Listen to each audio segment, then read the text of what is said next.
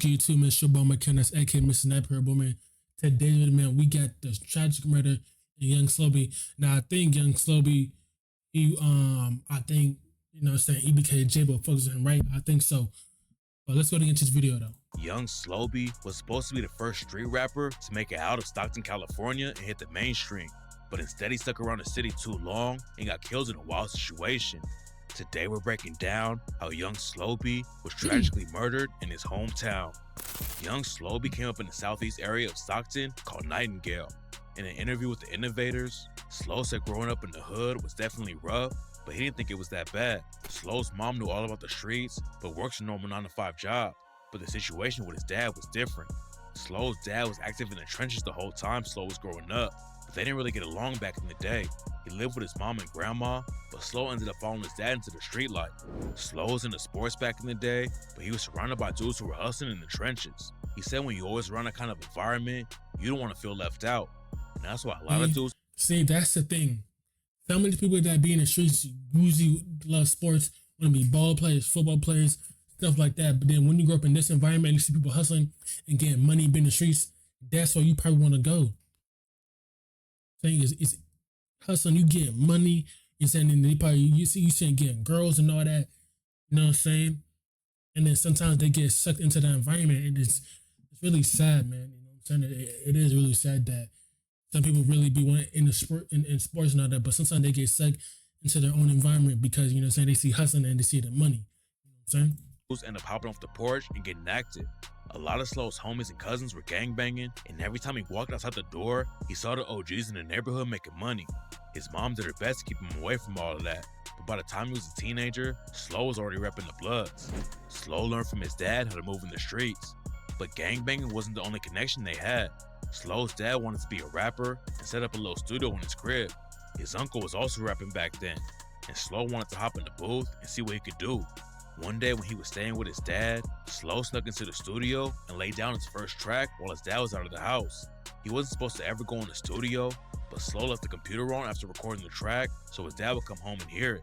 When Slo's dad found out he was in the studio, he was pressed about it at first, but after he listened to the track Slo made, he realized how much potential he had. Back in 2018, Slo started taking rap more seriously, but he didn't just blow up overnight. Some dudes drop one hot track and go viral off the jump. Slo's come up in the rap game wasn't like that though. At first he thought he started racking up crazy views on his first tracks, but then he realized how hard it really was to break into the industry. He was only getting a few thousand views on his songs back then. Yeah, see, I think it is really hard to break in the industry. Like, you see how long it took Dirk. It took Dirk like what, 10 years to even like get into the industry. Now, like, he was doing good then, but like it was probably like local. Like people from his city knew about him, his state knew about him. Maybe some people from different states knew about Dirk, but not everybody knew Dirk. Everybody knows Dirk in the same Von situation, the young boy situation, you know what I'm saying? Like, yes, you can make it, but sometimes you got to keep on grinding and keep on being consistent with your music and with your craft and getting better and better and better. And then that one song will break you into the industry, you know what I'm saying? And there were a few times when Slo thought about giving up on the rap game completely. He talks about how tough it was at first, but then Slo realized he just had to keep grinding and investing in himself if he was gonna make it work. I didn't pop, bro. I had to learn, nigga. It's levels to this shit, bro. You got to put in your work. You got to invest in shit, bro. After a while, Slo started picking up a buzz in the local area. He had his name popping in Stockton, but linking up with rappers from other cities is what really helped him get popping. Back in 2019, he linked up with a Sacramento rapper named Briss, and their track 2142 popped off and racked up a few million plays. Briss grew up in Sacramento and repped the Fruit Ridge Bloods, and just like Slo, he was in the streets way before he ever thought about becoming a rapper. Briss was outside hustling and trying to get his money up, but everything changed for him after one of his best friends got killed. Young Slo-Be knew that he needed to switch things up and find a way out of the trenches, and that's when he linked up with his cousin Mac J. Mac J came up in the streets of Sacramento too, but then he hopped in the booth and started making connections in the industry. Mac had watched one of his dad's friends bleed out on their front porch and knew he didn't want to go out the same way. He started making music in a family member's garage while he was still in high school, but it didn't work out at first and he fell into the trenches too. Back then, Briss was neck deep in the trenches, but Mac was still hitting up the studio every chance he got. Both of them were going in and out of jail. Yeah, but you know, it's crazy. I really feel like it's hard to be a rapper and I'll still be in the streets because then you got the police watching you, and then your house really wants you bad because they know you get some attraction.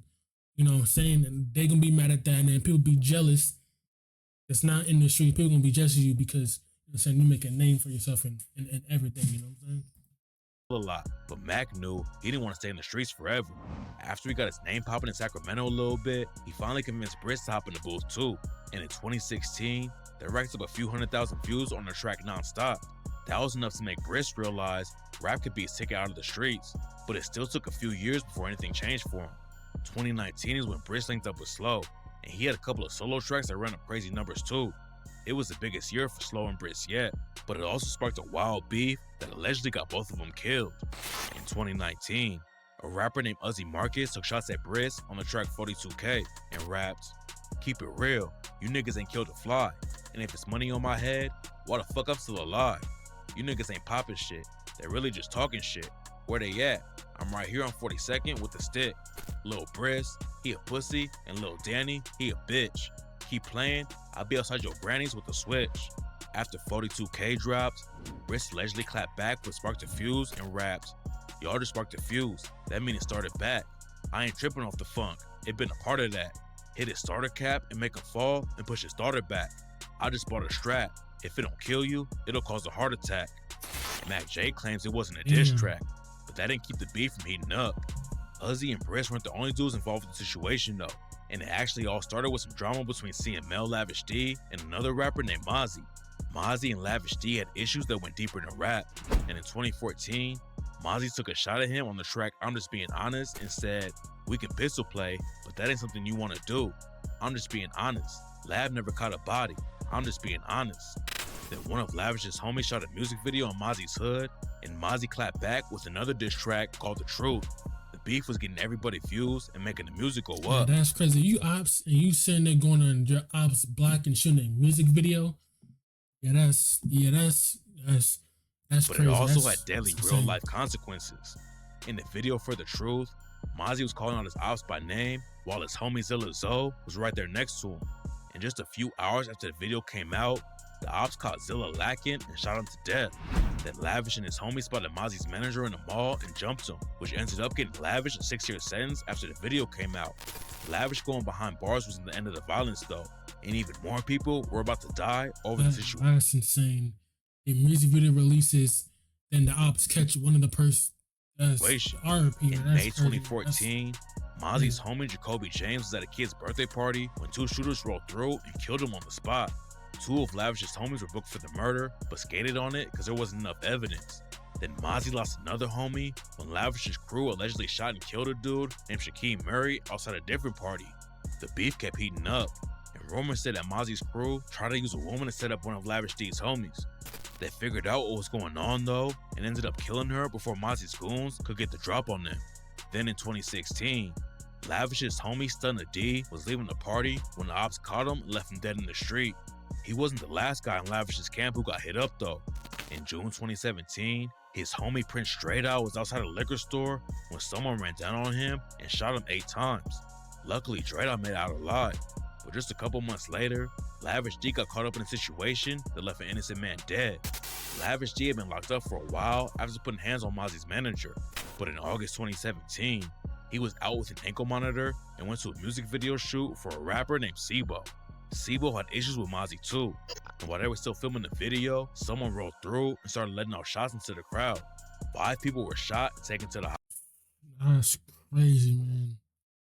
How do people know these? Like, do people get the drop? Like, how do they know they're shooting a music video and this and that? This is why I don't be understanding how they even be catching them. You know what I'm saying? How to like the music video, or do people just drop the low? You know what I'm saying? Where they be at, or Hospital. where's it online? They're posting, hey, show up to the music video. You know what I'm saying? But a 49-year-old bystander named Ernie Cadena got caught in the crossfire and was pronounced dead at the scene. RP. According to rumors, Mozzie put a bag on Lavish D and Slo-Be's head, and 3 of his homies ended up going down for the shooting. By the time Briss and young Slo-Be were popping off, the streets of Sacramento were already bloody from both sides of the war. Briss wanted to leave the streets behind after the music started popping, and in an interview with Isler, he said he had to stay alive for his kids. Young Slo-Be and Briss were tight for real and weren't just linking up in the studio for more views. They wanted to put on for the West Coast together, but then in 2020, the beef caught up to Briss and he was brutally murdered in his own city. In June 2020, Briss was driving his whip down the street when someone caught him in traffic and started chasing him. Briss crashed into a pole and hopped out on foot to escape, but the ops were already on him and left him dead with a shot to the back. After it went down, everyone thought Mozzie's crew was behind the hit. It turns out that Briss and Uzi Marcus weren't just rap beefing. They had some real life drama going on too. That's sad, bro. Sometimes when you're in the streets, bro, it's because you really have no choice. You just in that environment. And sometimes people get peer pressure into joining that. Now I'm saying he didn't, but I'm just saying like, do that. And then you find a passion rapping, then that's your way out. But sometimes you're not all the way out because you're still stuck in, I don't know, man. It's just really sad, man. And then it really looks like he was really trying to get out the streets. Because some of these rappers really do want to get out the streets because sometimes they have kids and they want a better life for their family and feed their families. But sometimes the streets catch up to them and it's really just be a sad situation. It really just be sad, man. It really just be sad. According to rumors, Briss used to date Uzi's baby mama, but they split up, and she started dating Uzi to get back at Briss. It looked like Uzi had a lot of reasons to take Briss out, but then a dude named Moses Hirschfield ended up getting charged over the shooting. He doesn't have any ties to Uzi or Mozzie, but he was allegedly affiliated with another set who had tension with the Fruit Rich Bloods that Briss was repping. Briss getting killed like that was a huge loss for Slo. Both of them knew that street politics could hold him back, and in his interview with the Innovators, Slo said that rappers should definitely get out of their city after they blow up. Slo kept up the momentum after Briss died and kept popping off for new projects. Then in 2021, he went viral on TikTok with the track I Love You. After spending years trying to kick in the doors to the industry, Slo was finally on his way up. Yeah, I told you, I needed just one song to blow up and people gonna know your name. He was out to start touring and leave Stockton behind. But instead of listening to his own advice, he stayed in his hometown and it ended up getting him killed. In August 2022, police responded to a report of gunfire in Manteca, California. And when they pulled up to the scene, they found young Slo-Be dead. Nobody's been booked for his murder, but there's a couple popular rumors about what went down. After he linked up with Briss, young Slo-Be had issues with Mozzie and his whole crew in Sacramento. He wasn't beefing with them on the same level as Briss and Lavish D, but there was definitely some drama there, and some people think Mozzie and his people were involved in getting Slo killed. Slo didn't just have issues with dudes from out of town though. Slo repped a crew called EBK and started beefing with another set called the Fly Boys. EBK was a newer crew, and rumors said that the Fly Boys were cool with them repping the Nightingale area when some of the members allegedly weren't even from around there. There's no evidence that the Fly Boys were behind young Slo-Be's death, but after a dude from the Fly Boys named DeMar was killed, Slo's homie Trey B hopped on social media to clown him over the situation. The last theory about young Slo-Be's death is that it didn't have anything to do with gang politics. According to rumors, his baby mama had a boyfriend but was still hooking up with Slo. When the other dude found out, he allegedly got so heated about the situation that he shot Slo over 20 times. Nobody knows exactly what went. Told you, always be the females, bro. RP and Slo-Be, bro. Why did it always be the females? Like, there's more females in this world. Like, what is so special about that? Don't really tell me young Slo-Be really got his life taken over a female, bro. This Down yet, but we do know the rap game lost another talented artist before they had the chance to really have a career. Young Slo-Be was finally getting to the level he always wanted to be at, but tragically, he never made it out of Stockton. RP and Slo-Be, man. RP and Slo-Be, bro. RIP and Slo-Be. RIP and Slo-Be, man. Anyways, man, let me know what y'all think down below, man. It's Benny by my count ups. I'm out.